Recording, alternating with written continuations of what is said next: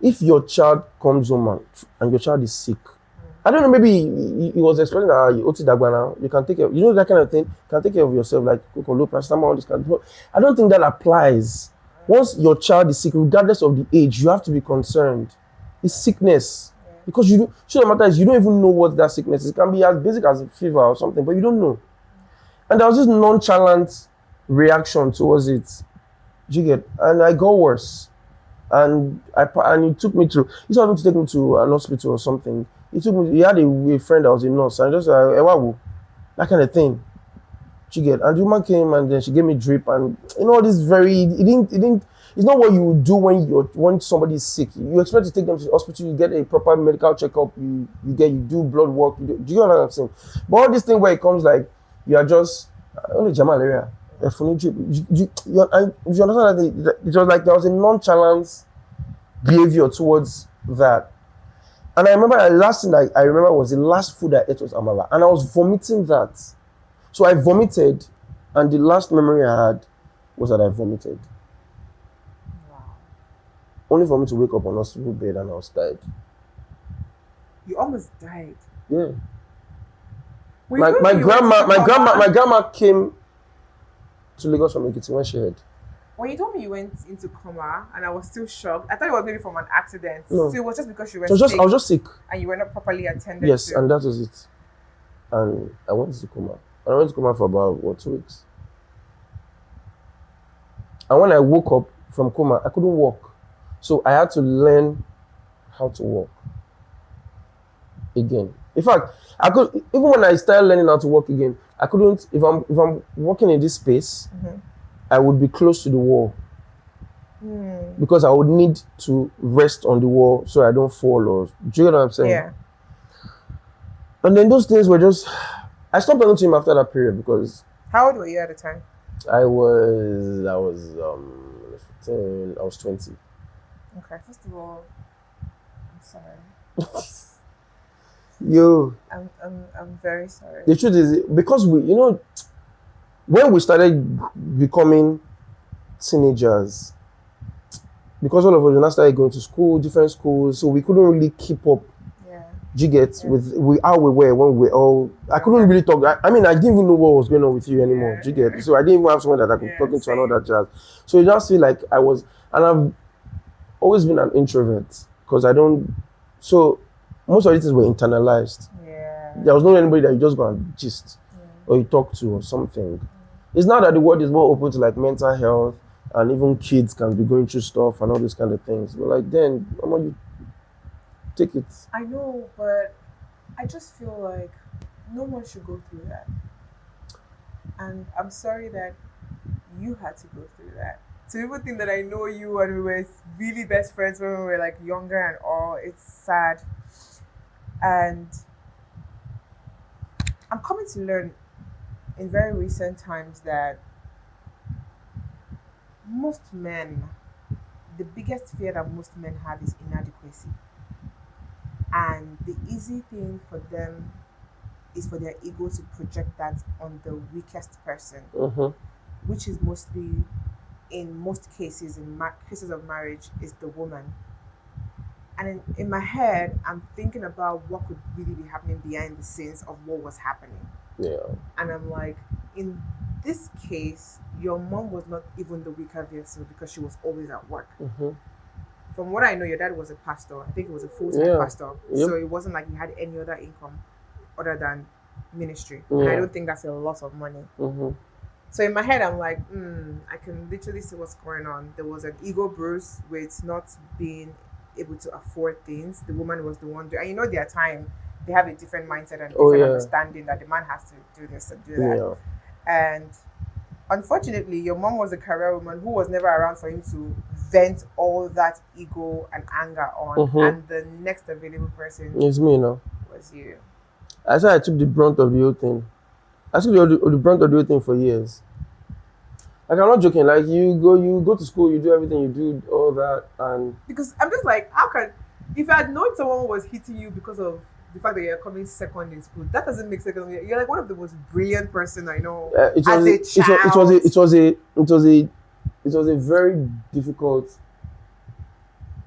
position to be in. And when I say that the emotion is like a seed now, it just keep growing, it just keep growing, it just keep growing. Like, it got to the point where I used to tell my mom that I didn't want to hear his name. Like, it got to that point where I don't want to talk about it. My mom would tell me, oh, and the thing about me is, I remember everybody's birthdays or like, I remember everything. But for some reason, for ease, I'm now blank. Like, it's a thing of where I'm now actively trying to erase, where you're constantly trying to erase any sort of thing that reminds you of this person. It was very difficult. When you became indifferent about him, because I know what you mean. I've had daddy issues too growing up, and because I had to live with my guardian because of my parents and daddy issues and all of that. So trust me, I can relate. Mm-hmm. And I know that in my early 20s, from my teenage to my early 20s, it was always that I was just angry with him, angry about him. Like, I didn't want to hear anything about it. And then I then went to indifference. And I've shifted into a completely different one now, which is not something I'll talk about. But what did that indifference do to you? So, the point of me, when we first started talking, I was like, oh, you know how you think about stuff and then you just start feeling about it, like you have, instead of you worrying about stuff, you're now calm. What I realized over the period of me trying to adult is that it now felt like I started channeling my own anger now to my siblings. Now, it's not like I used to hit my siblings, but I used to be any small thing I'm upset, right? Any little inconvenience, I'm very angry. Do you know what I mean? So, and to an extent, it has sort of, and this is one of the regrets I have. My siblings don't relate to me like a sibling. They relate to me like a daddy, in quotes. Now, I can understand your siblings having respect for you as the elderly one, right? But you would still want them to have some sort of relationship where they can talk to you like you're their brother. It's very difficult for me because Joshua is 25. Joshua is the last one, is 25. But Joshua does not relate to me like I'm his brother because it's almost like they cannot come to terms of relating to me like I'm their brother. They see me more like higher than that. And it's not something that I like, but it's not something that I can help. Do you get what I mean? Because it's so bad that if they need something from me, they cannot even come. They cannot pick up their phone and take and say, "Brother Jerry, I need this thing." They'll call my mom.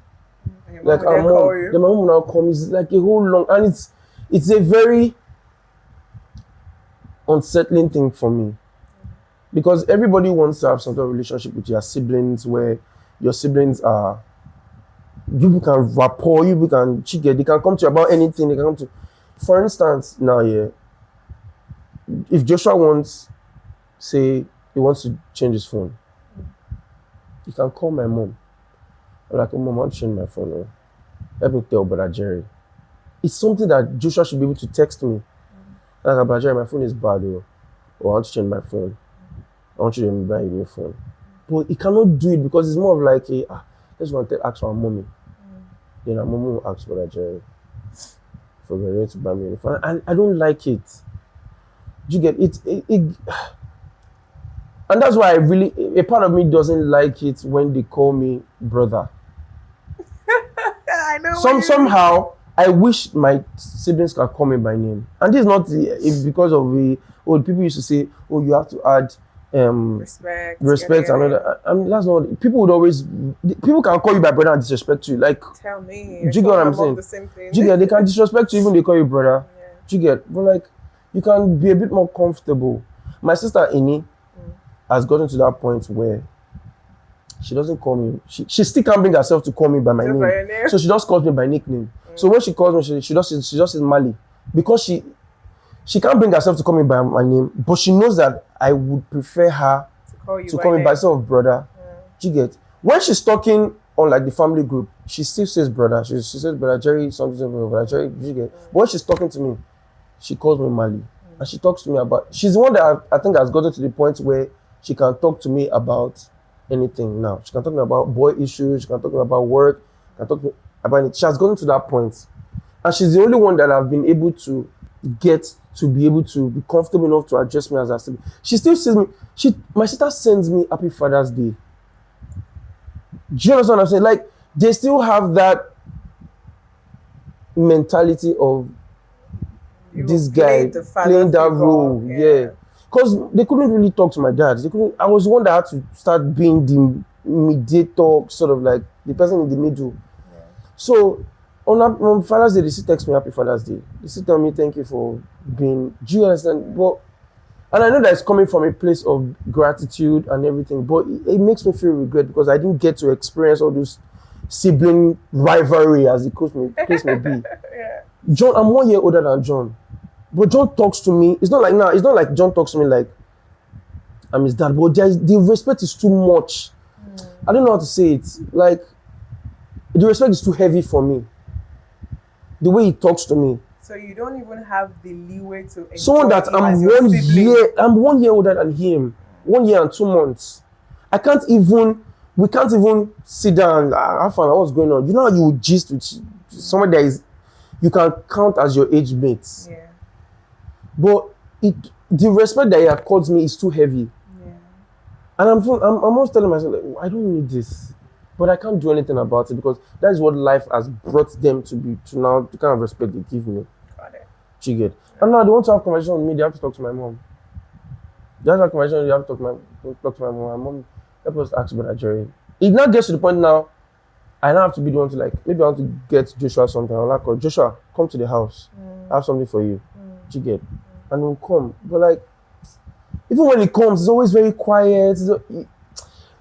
If your sibling comes to your house, I'm going to my brother's house. They are very, they're supposed to be very chirpy. They're supposed to be very. Yeah. But Joshua will come to my house and he'll just sit down on the chair.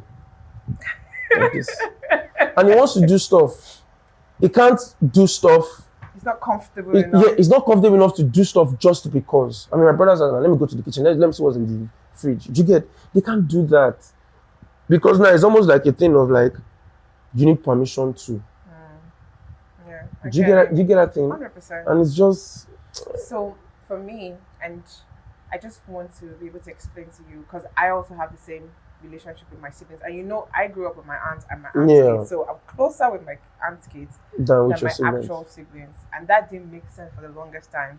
Because I was also dealing with the fact that daddy issues, because I also lived with my parents for a bit and I saw the whole abuse and all of that. I also experienced it, and I experienced it even younger, so it stayed as a mountain inside of you. There is no way, it would always stay. And it was when I started to do my own healing and then coming into, because I also, this whole thing, the reason I'm crying is because I'm on the same spectrum with you, and it's so funny how we've had the same journey, even though we've been apart. And the last time I was in Nigeria, before now, I saw my sister, and it was just weird between us, type of thing. And again, the same thing. She literally told me the last time, I hated you, because I started to because I've been able to do my own internal work of healing and. Removing all those parts of me that was filled with anger and all of that. And I started to talk to her even gently and then hear her, what she has to say, what she's feeling. And then she told me I hated you for the longest time. I hated you, I hated daddy, I hated everyone. And even you that I felt like you are my sibling, I can't even talk to you. But, I had to also realize that I was dealing with my own shit as well. Yeah. I was also a child like you were. Even though I'm the first child, even though I had to live with other people and all of that, there was all of those things going on in my head that I didn't even know what to make of it. I had to also I enjoyed my 20s as much as I could. I was doing all that, but I still enjoyed my 20s to a good extent. But I had to start telling her and explaining to her. And it wasn't until this time that I came, that before I came, months before, I started making sure that I had a conversation with her every week. Now with my brother, we haven't even gotten there. Just like you and Joshua, we haven't even gotten there. I'm just like baby steps. And I'll talk to her like every week to know what's going with her, how she's doing, boys, work, and all of that. So much that she's now so free. So before the first time when she came, she was also the very, I don't know, let me behave myself. But the second time, I'm just like, okay, now I'm regretting you being this close to me because you're just all over the place. But I realized that it was because I had to begin to do my own healing and that's why I asked, like, what did the indifference do to you? Because I started out as being very angry for years. And then when I realized that this anger was not going to go anywhere, my mom that I was mad at for being with this person is not even going to take that much responsibility because that's what she's all she's known. My dad is not, do you get? And I had to begin to now sit down with the anger with myself. And it was like I just sat down with my own monsters and know that passing the buck of the blame isn't doing anything. And even being indifferent is good, but it's only good for a very short period of time. In the long run, I'm going to be a mother. I don't want to take this into being a mother. And I started to like parent myself. If my parents didn't do the job they were supposed to do, I will need to be a parent to another person at some point in time. And I can only begin with myself first. And then because I've done that, now I have a better relationship with my sister. I'm taking her out. Like before I came to Nigeria, I called her. She spent 2 weeks with me. We went out. My pocket head went. But I was so happy to do all of that for her because nobody did it for me. You see, so the work at the end of the day is still us first. Yep. And it leads me to my next question when I asked you that, how have you been lately? And you said, I'm in a better place. My mental health is better. Tell me what changed and maybe if you did anything to get there. So you see how they used to say that time heals. Yeah. The truth is it does. What you should not think about is how long. But the truth is, I feel like, and the thing is, it might not completely heal you, but you still have those scars. But you will be able to live with those scars, and like they won't you not accept those scars as part of you. It's not like they will shape you. It's like when you get injured and you have a scar, it will heal. It won't pain you. The scar will be there. It won't pain you, but that scar is there. Sort of like a reminder, or like I went through this. And what that indifference did for me was, because I realized that I was carrying so much of that anger, I was trying to, and I was doing transfer of aggression, right? It was just one of those days when I just realized that I can't, I'm taking up responsibilities now, right? These people are looking up to me now, yeah? And I can't be doing the same thing that I was receiving to these people. She gets. And it became a situation where my indifference became a thing of, this person is what I do not want to be. And you're becoming that somehow. So it was a thing of, this is the model. This is how this person is. This is what I've experienced. This is what your mind My is. goal now is to be the complete opposite. Okay. So if I'm trying to be the complete opposite of this person, I have to let go of whatever emotions this person is giving me. That's so good. Right?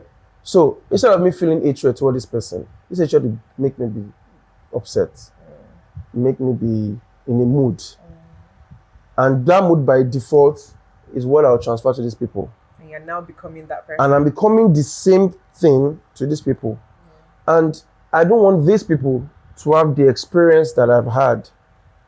So the only way I can do that is to make sure when I'm looking at this person, whatever I'm doing, I hope it's not in alignment with this person. So first and first, I have to remove that hatred. Hatred takes a long time to go off. It takes a lot. But I have to constantly work. Sometimes, and I can't say sometimes I don't still get upset. But now it's not an upset as a trigger of what that person is doing to me. It's not an obsession. I'm being upset about whatever it is this Like person is now. happening. I'm dealing with this person now, Got it. right? As opposed to it being something I've already kept and I'm just giving the person bits and pieces. So the indifference to me was like an emotion that I needed to.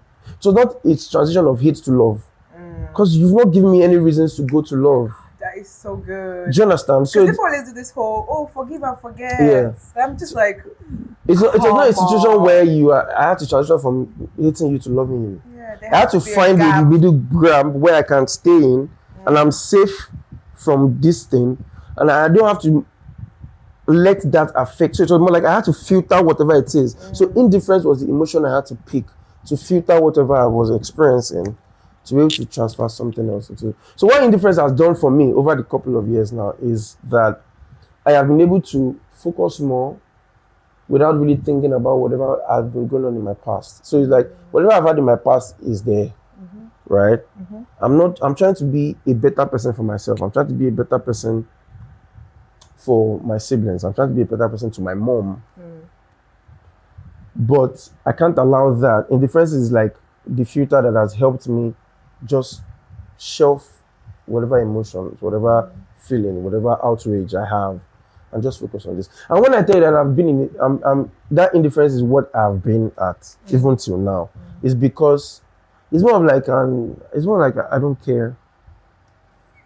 It's like you can't influence me now. Nothing you can do is going to change where I'm at. Right? You have no role in how I feel. You have no role in my emotions. Whatever emotions I'm feeling has nothing to do with you. So indifference has made me like, I don't care. Right? And it's not like, and it's crazy because I have a cousin, right, from my dad's side, who tried to be a mediator in recent times. And I told the cousin, I said, I'm not going to listen to you. You didn't experience what I experienced, right? You didn't know what I felt. You didn't know what me I had to go through. You that you were in, that all the things that you were dealing with in your own family, you didn't know what's going on with me. Now, you've had a conversation with my dad on the side. You've had, before you came to meet me, you've had a conversation. You've had his POV. I don't know what his POV is, I don't care. Right? But you are coming to me with the, oh, let's sit down to talk. First of all, I'm too busy. I can't sit down to talk about that. The truth of the matter is one core issue that I have, which is one of the reasons why I've decided I'm okay with everybody being on their different ways. It's very easy. When you come into this world, you come to this world alone, right? The journey is very simple. You come to this world alone, you grow up, you meet someone, you fall in love, you go through all the emotions, you decide to have children, you bring the children into the world, right? First off, you have new obligations. You have to set up that person to be able to live what you've lived. Once you bring your child into the world, and I understand our parents wanted to be all involved with how your life is. I get it. I tell my mom sometimes when we sit down and have conversations, I say, I get it where parents are trying to impose on children. I understand because yes, we know you are trying to let the child grow, you are trying to let the child get to the point where they can be on their own, right? But when it gets to the point where you start neglecting who you are supposed to take care of as a result of whatever issues you are going through, that becomes an issue for me. Because it's your obligation, regardless of whatever it is that is going on in your life, you are obligated to that child until that child is old enough. And old enough is not 18. Old enough for that child to be able to comfortably make solid decisions, right? Because you got to the point where you could make decisions. So you have to help that child. So if life is lifing, I get it, right? But you're obligated to those people. So when you start neglecting those obligations for whatever reason, pride, whatever it is that is going on with you, that becomes the issue for me. Because basically what my dad did is let me take his obligations.